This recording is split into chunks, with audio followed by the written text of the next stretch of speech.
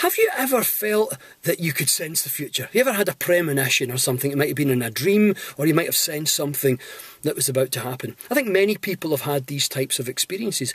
But there's a type of experiment known as a presentiment experiment, meaning pre-feeling. And in this experiment, someone would sit in front of a computer screen, and the computer would select from a database of images, you know, a positive emotive image, like an Andrex puppy, or the image of a child playing, or it might be a negatively emotive image, like, for example, the scene of a horrific accident, or even an erotic image. Now, normally, presented with any one of these images, you'll have a reaction, like a spike in the nervous system, if it is a negative or an erotic image.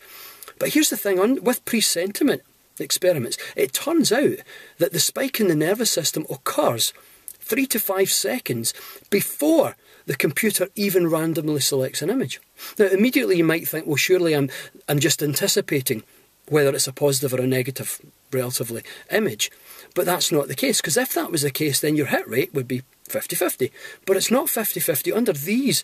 With these experiments, under the lab conditions, the hit rate is fantastically higher than 50-50. So we really are sensing the future, even though under these conditions it's just a couple of seconds. So would that then mean, if we can sense the future, that the future's set in stone? I mean, you would think that if you're sensing something that's about to happen, then that thing that's about to happen is set in stone. But what if the future is probabilistic? And what probabilistic means is the future is only one of many probabilities, or possibilities if you prefer that word. And the future that we experience is the one that's not the future, but the future that's most likely. And most likely based upon if we continue to think in the way we've thought up until now, or if we continue to make the same type of choices we've made up until now.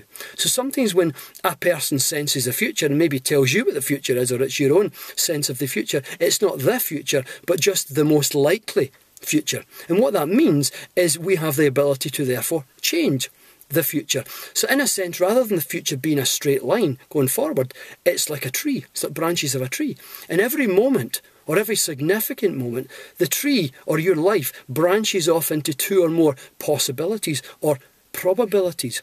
So therefore what you see then is your choices determine the direction of your life, even if there are sometimes forces which might be pushing you down a particular path in your life.